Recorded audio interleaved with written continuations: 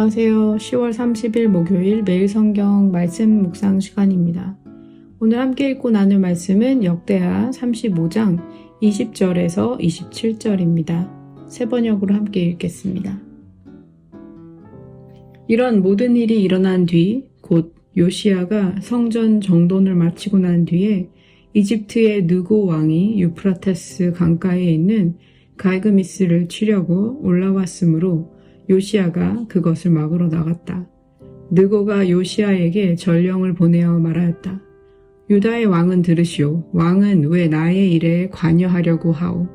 나는 오늘 왕을 치려고 온 것이 아니라 나와 싸움이 벌어진 족속을 치려고 나선 것이오. 하나님께서 나에게 속히 가라고 명하셨소. 그러니 하나님이 나와 함께 계시오. 하나님께 멸망을 당하지 아니하려거든 하나님을 거역하는 이 일을 어서 멈추시오. 그러나 요시야는 그에게서 돌이켜 되돌아가지 않고 느고와 싸우려고 변장까지 하였다. 이처럼 요시야는 하나님께서 느고를 시켜서 하시는 말씀을 듣지 아니하고 무기또 평원으로 진군하여 가서 싸웠다. 그때에 적군이 쏜 화살이 요시야 왕에게 박혔다. 왕이 자기 부하들에게 명령하였다. 내가 크게 다쳤다. 내가 여기서 빠져나가도록 나를 도와라. 그는 부하들의 부축을 받으면서 자기의 병거에서 내려 그의 부사령관의 병거를 타고 예루살렘으로 돌아와 숨을 거두었다. 사람들은 그를 그의 조상들의 묘에 장사하였다. 온 유다와 예루살렘 사람들이 그의 죽음을 슬퍼하였다. 예레미야 예언자가 요시야의 전사를 애도하는 애가를 지었는데 노래하는 남녀가 요시야 왕을 애도할 때에는 이 애가를 부르는 것이 관례가 되어 오늘까지 이른다. 그 가사는 애가집에 기록되어 있다. 요시야의 남은 사적, 곧 그가 주님의 율법에 기록된 대로 한 모든 선한 일과 그의 업적은 처음부터 끝까지 이스라엘과 유다 열왕기에 기록되어 있다. 아멘. 오늘 본문은 압달락에 기록된 6월절의 회복과 긴밀히 이어집니다. 동시에 이 이야기는 열왕기 하 23장 28절에서 30절의 짧은 기록을 역대기식으로 확장해 들려줍니다. 압달락에서 요시야는 율법에 따라 제사장과 레위인을 제자리에 세웠고 사무엘 이후 그와 같은 6월절이 없었다는 평가를 받았습니다. 그 6월절이 요시야 통치 제18년에 치러졌다는 사실도 19절에서 분명히 못 박지요. 그리고 20절이 이렇게 문을 엽니다. 이런 모든 일이 일어난 뒤, 곧 요시야가 성전 정돈을 마치고 난 뒤에. 이 한 문장이 앞 장면의 절정을 닫고 곧바로 무기또 사건으로 서사를 전환하는 신호가 됩니다. 비슷한 전환은 히스기야 때도 있었습니다. 32장 1절에 보면 히스기야 왕이 이렇게 하나님을 성실하게 섬기고 난 뒤에 아시리아의 산헤립 왕이 유다로 쳐들어왔다 라고 기록한 서사의 전환이 있었습니다. 역대기는 개혁이나 회복 직후 외적 시험이 닥치는 패턴을 반복해서 보여줍니다.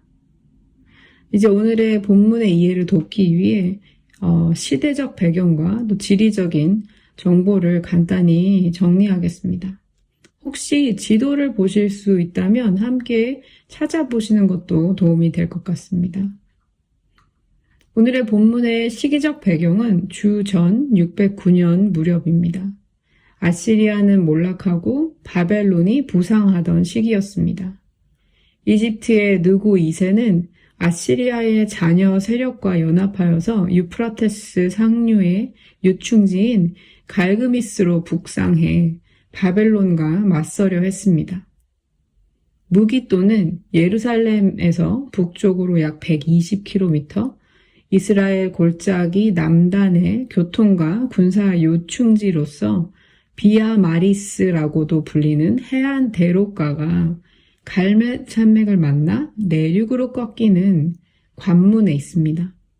그러니까 요시야가 그들의 행군을 중간에서 차단하기에 가장 적합한 위치였습니다. 이제 본문의 전개를 함께 살펴보겠습니다. 20절 중반 이후의 내용입니다.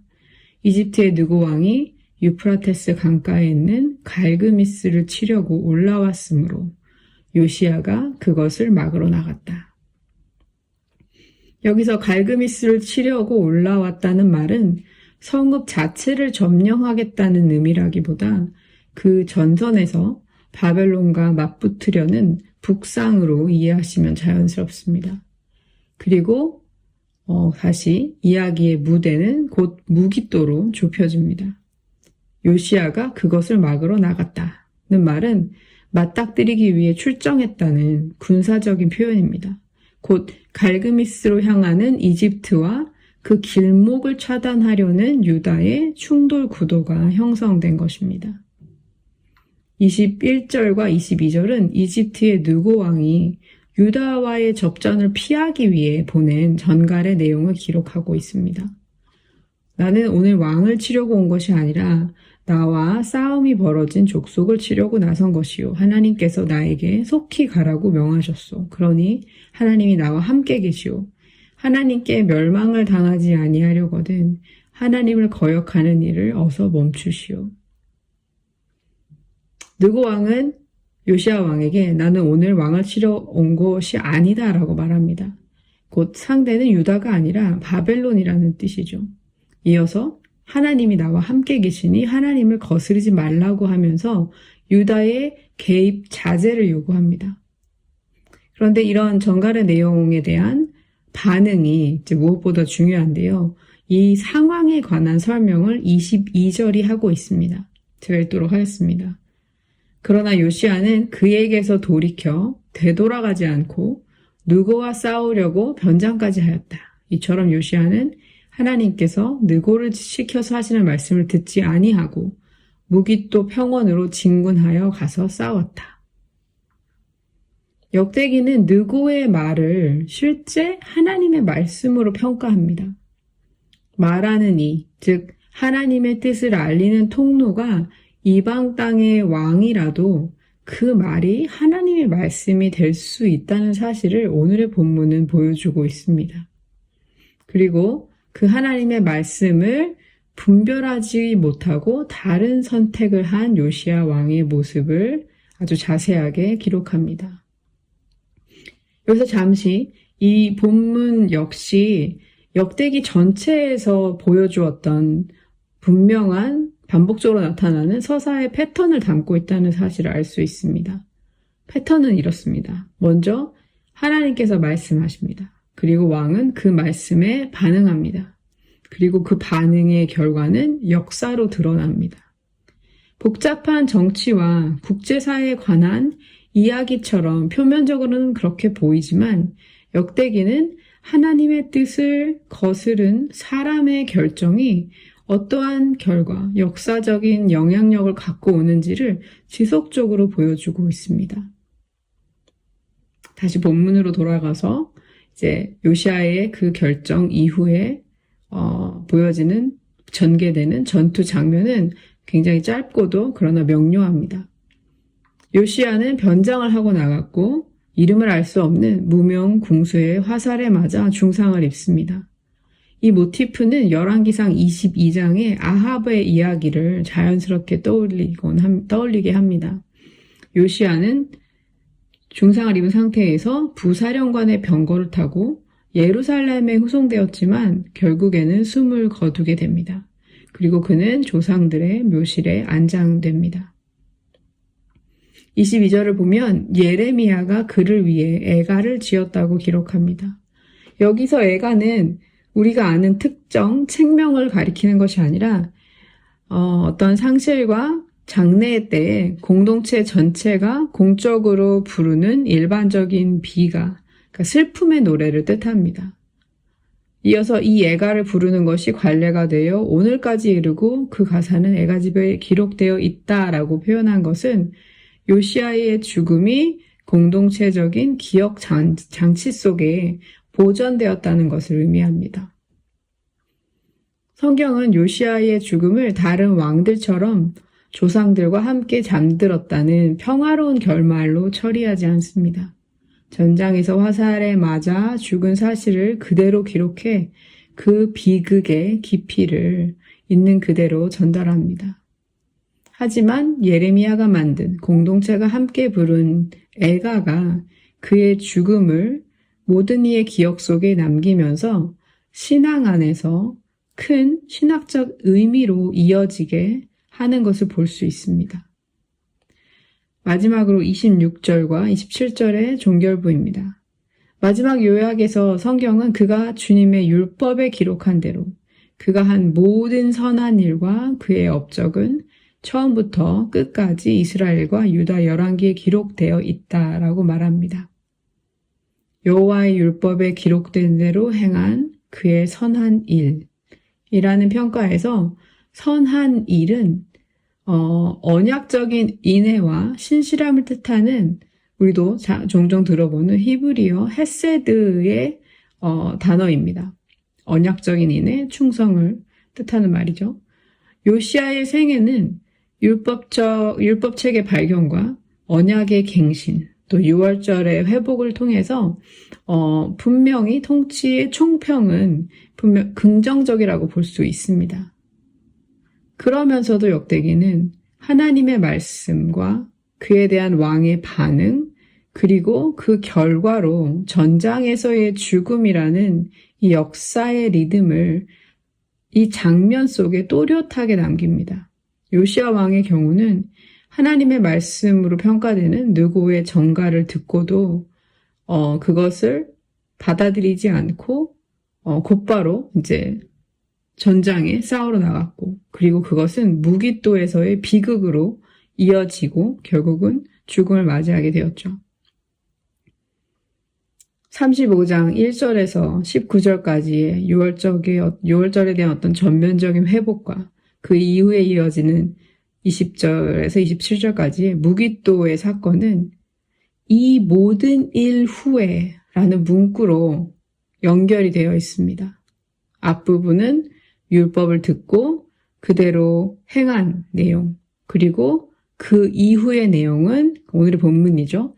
하나님의 입에서 나온 말을 듣지 않음이 굉장히 큰 대조를 이룹니다. 이 한 장면은 곧 이어질 36장에 유다의 급격한 쇠퇴와 멸망의 서막을 여는 전환점이 됩니다. 하나님의 말씀 앞에서 나의 반응은 곧 구체적인 선택과 결과로 이어집니다. 오늘 내가 쌓아가는 크고 작은 선택들이 내 삶의 모양을 빚어가는 것이죠. 그 선택이 하나님을 위한, 그리고 하나님과 함께하는 선택이 되기를 소망합니다. 역대기는 때로 이방 왕의 입을 통해서도 하나님의 뜻을 전하는 통로가 될 수 있다는 사실을 보여줍니다. 우리의 삶에서도 낯선 이의 한마디, 불편한 경고, 상황의 막힘처럼 뜻밖의 통로로 다가온 하나님의 말씀과 뜻이 있었는지 떠올려 볼 수 있습니다.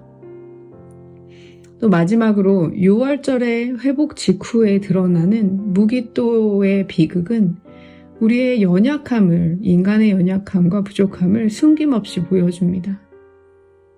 어제는 영적으로 승승장구하는 것 같았지만 오늘은 들리지 않아 하나님의 뜻을 분별하지 못하는 그런 상황. 그런데 이게 동일한 인물 안에서 이루어진 일이라는 것이죠.